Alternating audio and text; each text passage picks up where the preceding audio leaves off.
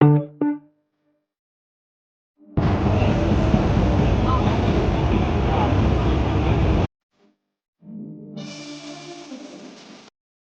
hi guys, welcome again to my channel.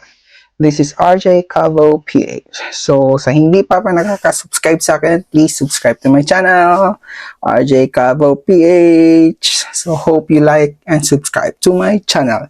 So welcome again. So paano ba tayo makakuha ng murang trip sa Europe na hindi masyadong magastos? So bibigay ko yung mga suggestions dito or paano kami nakamura doon sa Europe trip namin na sobrang mura. Sa tingin mo 41,000 pesos lang yung nagastos namin sa trip na yon. So guys, i-share ko sa iyo yung mga buong experience, tips, reviews sa tour namin doon sa Europe. So hi guys, so pag-usapan natin yung nabook namin na doon sa Europe namin. So nag-book kami ng 7 days Southern Adventure from Paris going to Switzerland, Italy, France. So dito kami nag-book sa Tour for Fun. So dyan, so magkano siya? It cost dito yung price niya, $731 US dollar. So it means around 41,000 in peso. So dyan kami nag-book. So kapag tatlo kayo, like kasi tatlo kami. So most probably kasi sa hotel dalawa lang talaga ang allowed na 2 persons lang sa hotel. So kapag tatlo kayo, so most probably either mag-shared kayo or ikaw lang isa-isa sa hotel. Kapag mag-shared kayo, wala kayong additional na babayaran. So exact lang talaga yung $731 US dollar. Then kapag gusto mong mag-private, may additional siyang babayaran. It's around $381 US dollar. So pinili lang namin yung share para at least wala akong additional na babayaran. So yun. So anong inclusions niya sa tour? Inclusions lang niya, it's 6 nights hotel accommodation, 3-star hotel yan. Then also 6 buffet breakfast, it's a bread and butter. Then also ground transportation, yung sa bus. Then lastly, yung professional tour guide. So merong tour guide talaga nag-assist sa inyo. Then ang tour na to is most probably every Saturday of the month. So kung sa isang buwan, 4 yung Saturday, di ba? So every Saturday siya. So you can choose all the 4 Saturdays in the month. So pinili namin yung second Saturday ata. So hindi ito included yung yung flight mo going to Paris. So we book also a flight going to Paris kasi hindi siya included. So nabook namin, it's around from Washington going to Paris, it's around $1,200 US dollar. Pero nag-search ako kapag dyan sa Pilipinas, ang pinakamura na search ko 40,000 Cebu going to Paris, 40,000 via China Airlines. So yun. So hindi yung kasama. So ang ginawa namin Saturday, di ba? So pumunta na kami sa Paris on a Thursday. So parang nag-advance na lang kami. So binook namin yung Thursday para sa Friday may time pa kaming maka-explore sa Paris kasi wala nang time kasi na maka-explore. Hindi kasi kasali yung Paris mismo. Parang ang Paris lang is parang doon lang kayo mag-meet up. May meeting point lang kayo doon kasi yan yung starting point ng tour. So kaya ginawa namin, nag-book kami Thursday, dumating kami sa Thursday, then pag Friday, kami na yung DIY na kami doon sa Paris. So nag-avail na kami ng hop-on hop-off sa Paris. So yun. So ang meeting point is doon sa Paris. So nag-book lang din kami na malapit doon sa Paris kasi di ba nag-advance kami or di ba dumating kami Thursday. Then so doon lang kami malapit doon nag-book ng hotel accommodation. Doon sa McDonald's yung meeting point doon sa Paris. Then after that, 8 o'clock yung meeting point. Then travel na going to Switzerland. So cross-border. Then yung pinuntahan lang namin na Switzerland is yung Lucerne. Then dinap off kami doon sa main city mismo. Then binigyan kami ng 2 hours ng picture taking sa mga old chapel, sa Lake Lucerne, ganun.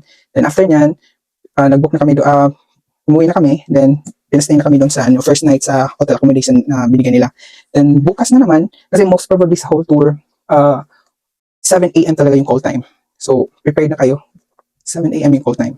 Then pag day 2, binuntahan namin yung Milan, Italy. So nag-cross-border na kami sa Milan, Italy. So whole day yung tour namin sa Milan. Then after, on the next day, sa day 3, is pinunta kami ng Venice. Then on day 4, ito yung pinaka sobrang pagod or sobrang very tiring na tour. Yung sa Rome, Italy, then sa Vatican City. Yung dalawa to, whole day to. Sobrang pagod kasi may walking tour dito eh.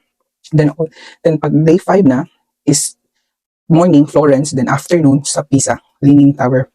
Then, on the last day, doon na sa Monaco, Nice, then Cannes. So, yun.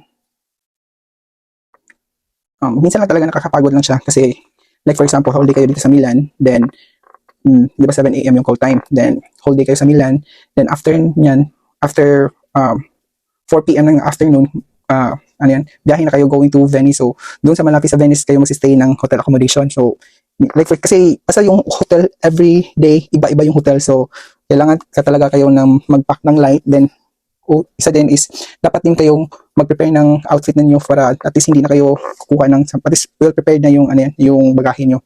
So, may mga babayaran din kayo. Like, for example, yung mandatory nga tax, which is $10 per, 10 euros per day. So, around 70 euros.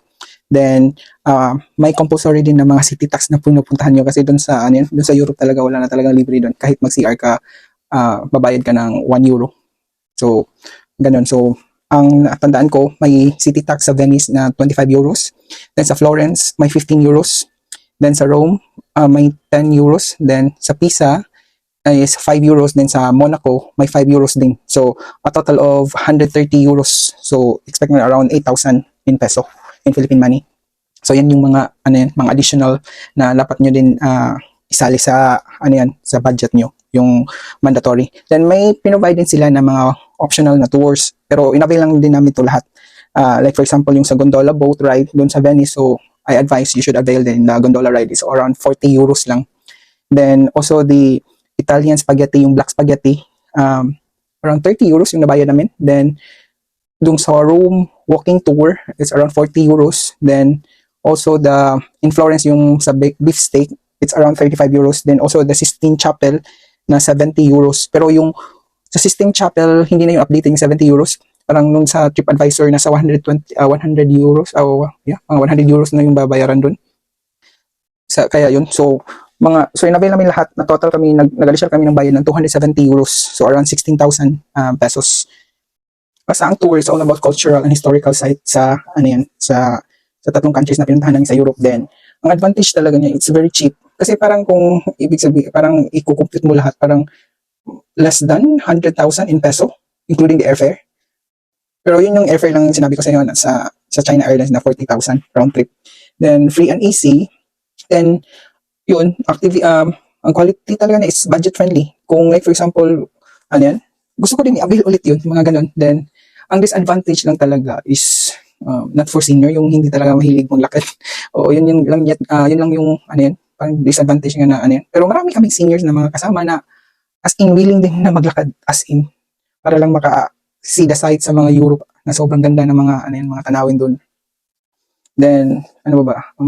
Yan lang yung ata yung mga discover namin. So sa visa processing, hindi po included po yun. So nag-apply po ako dito ng visa dito sa France Embassy dito sa Washington DC. So nag-DIY na ako ng application dito. Then anyway, mag-provide po sila ng mga voucher itinerary ang yung tour for France sa inyo.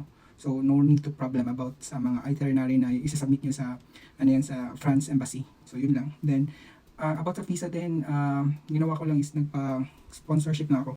Then at the last part naman, may na-discover pala kami na yung Tour for Fun pala, it's a third company or tie-up pala siya ng ng EUGO. So, ang original, yung EUGO pala, ito yung main company, itong EUGO.